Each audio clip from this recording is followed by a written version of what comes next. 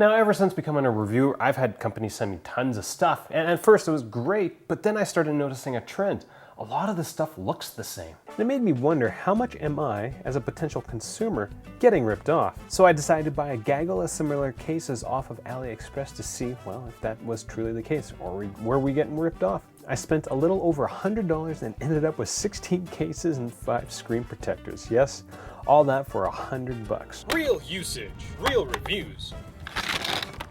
mobilereviews.ca. Now, I bought all these cases at the end of November 2017, and the last one finally came halfway through February. So in the shipping details, they do say between 30 and 60 days to get from China to where I am in Canada. So I'm definitely guessing they came by boat. Now, the estimated street value of all the products, I would say between $300 to $400, and I think that's a conservative estimate based on what I've seen other companies do with these really cheap products. In general, the overall experience I had with these cheap AliExpress cases has been much better than the cheap cases I bought off of Amazon in terms of quality and value. So the next few minutes, I want to talk about what I've learned about buying cases through AliExpress and Amazon. I want to talk about the products that actually kind of stood out, surprisingly stood out. I want to show you what some companies do to make a quick buck, as well as my #1 go-to feature to see if a company is actually serious about their products. And to cap it all off, I'm going to go over all the weird things that I encountered through this entire process. So before I go through some of the more notable products I got, here's what I figured out about case manufacturers in general. The overall quality of cases coming off of AliExpress was way better than the super cheap cases off of Amazon. Honestly, it seemed like the cheap cases from Amazon were actually AliExpress rejects. There are definitely companies that buy off of AliExpress and repackage the products with a hefty markup. But let's focus on those companies that just flip cases. Do those brands know that they are taking really cheap crap and just repackaging it and selling it? Or are the Chinese manufacturers fooling those brands and saying that we're giving you unique products? It's one of the two things, and I really don't know whether it's the brands trying to lie to us or the case manufacturers are fooling those brands. Now, several years ago, I was thinking about working with this company, and to simplify everything, I'll just call it Crap Company. They had a lot of cheap mobile accessories, and so they had all the brand name stuff, but they were able to sell them at extremely steep discounts. Now, I thought this was initially great because, well, who would pay $50, $60 for an iPhone case, seriously? But it just didn't really sit well with me, so I went and contacted one of the case manufacturers. At the time, it was Lunatic, and because their product was featured on Crap Brand's website. And Lunatic said, we don't have any authorized resellers. Their web store was the only place you could buy Lunatic stuff.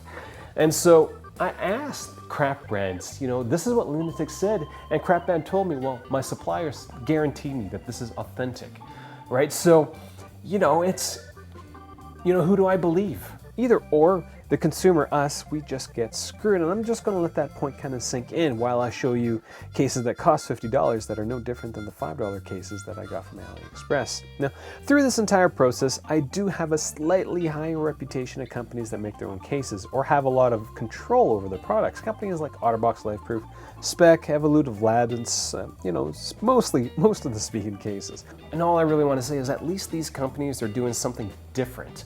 And because they're doing something different, they should probably be rewarded for it instead of companies that just flip cheap crap. At least they put their brand on it. Like, come on. So out of this pile of AliExpress cases, which ones did I like the most? Basically every product from this brand called Rock were pretty good.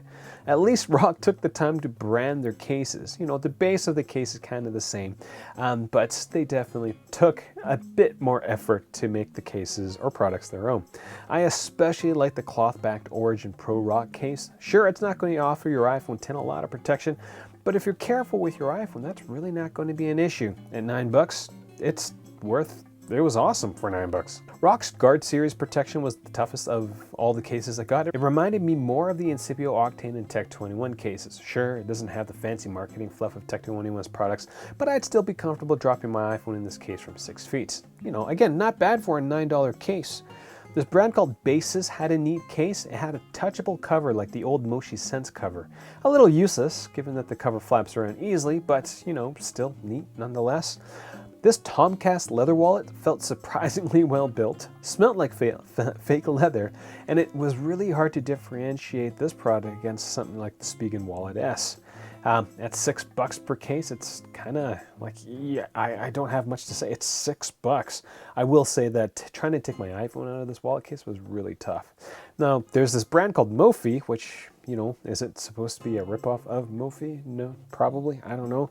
They don't do anything with batteries, but this case was actually very nice because instead of just, you know, either plastic or leather, they actually use fabrics, which was similar to the rock case. And it's just kind of different. I'm a big fan of these fabric cases for some odd reason. Mostly because, again, wood, marble, or PC, I've seen them all and I rarely see a fabric case. Now, the last case that stood out to me was this one by Oshigu. I don't know how to say that. The only reason why it stands out to me is that I haven't really seen many cases with this sort of snap-on design. Now, I will say that it probably took a bit more design work to make sure that everything fit properly, because the fit's incredibly nice with this product, especially when compared to some of the crappier products I found on Amazon. Now, when it comes to screen protectors, unlike cheap cases, the quality of the glass, I have a very hard time telling you the difference between a $5 piece of glass and a $30 piece of glass, other than reading the marketing fluff, right? I know that there's different types of glass, you know, the chemically treated versus just regular tempered glass, and I've covered a lot of those differences in videos, so if that interests you, do check that out. But generally, I spent less than $10 for each one of these screen protectors. I've got 5, and I generally cannot tell the difference between these $5 or $10 screen protectors and $30 ones you would find at the Apple Store or at Best Buy. Now, there is only one disappointment, which was Baseus, this brand. I don't know.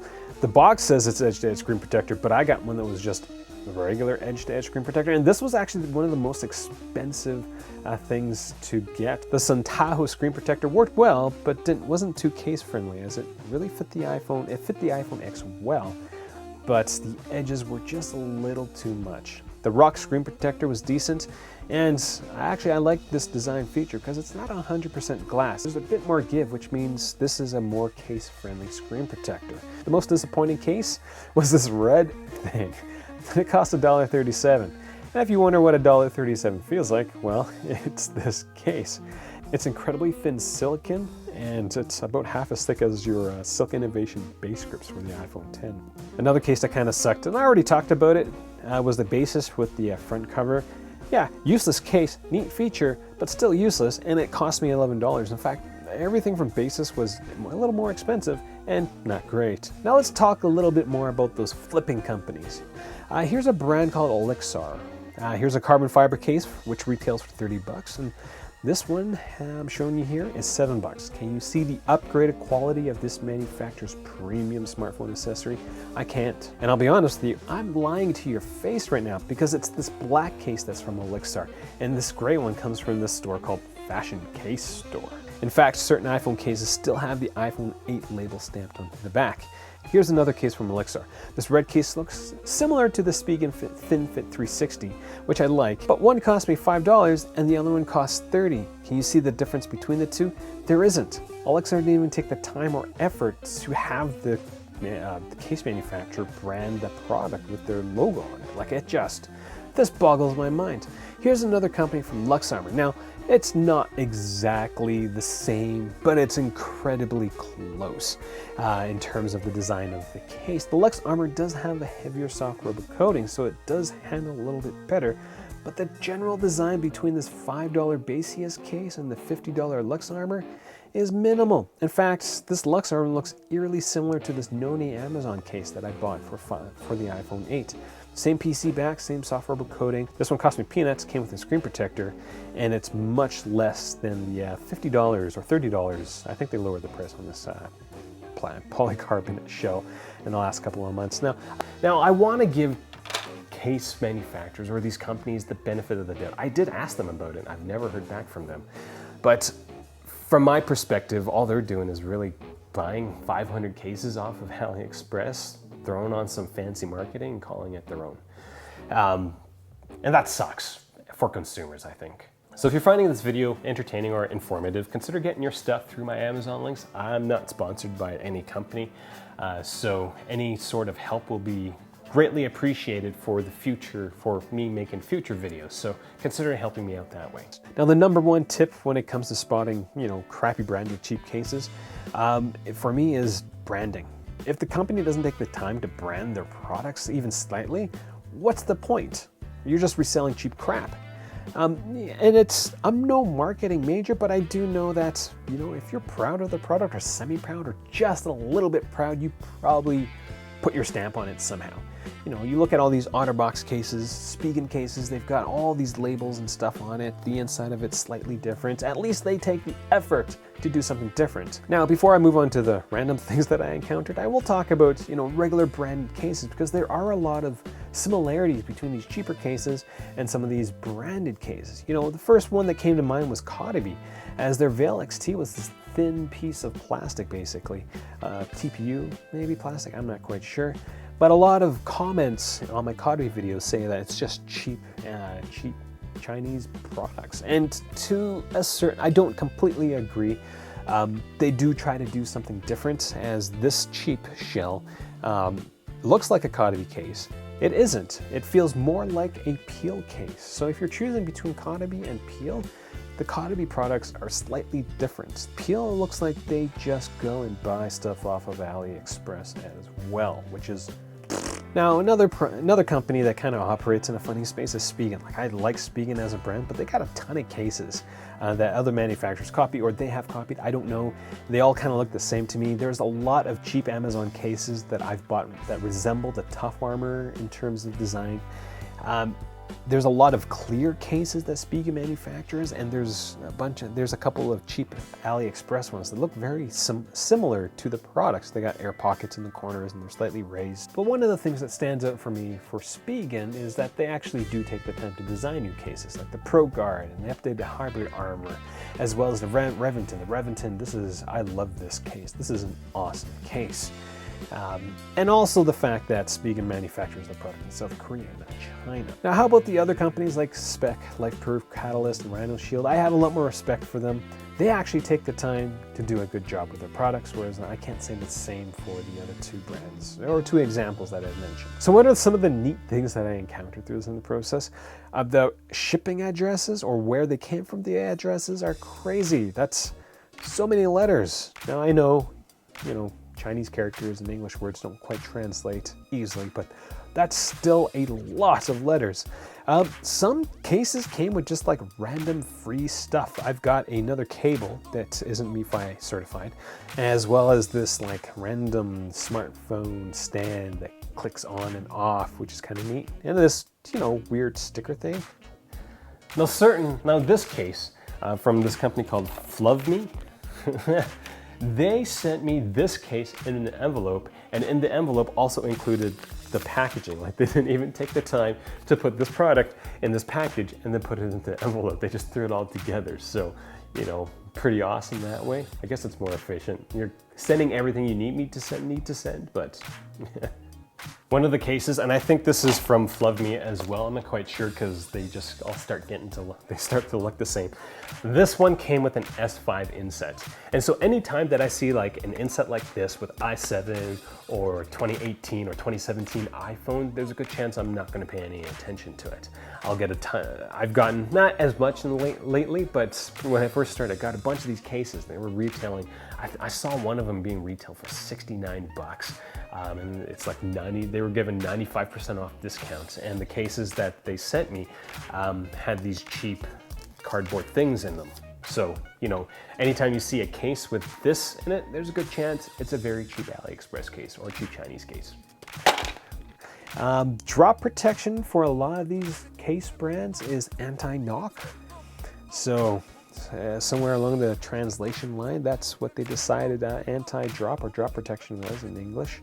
There's still a lot of weird English translations, not as weird as some of the Amazon ones that I've gotten. And the last thing that I'll say through the entire buying process is I kept getting emails from AliExpress saying that like the seller has extended their warranty. I haven't even gotten the product yet. I even got this one message from the seller saying that giving this product a bad rating won't do anything. Please give it a good rating. And I was just like, what? One of the standout features in this entire process is that are all these cases coming in like styrofoam boxes that look like they should contain something that's refrigerated. Like, this just seems like such a, I don't know, waste of materials, waste of space. I don't know. Another odd thing was about 3 or 4 of these products I actually had to sign. Like, the mailman would have had to leave wasn't home, couldn't sign it or pick it up in person, so I'd have to go to the drop-off point or pickup points to pick up my $3 case.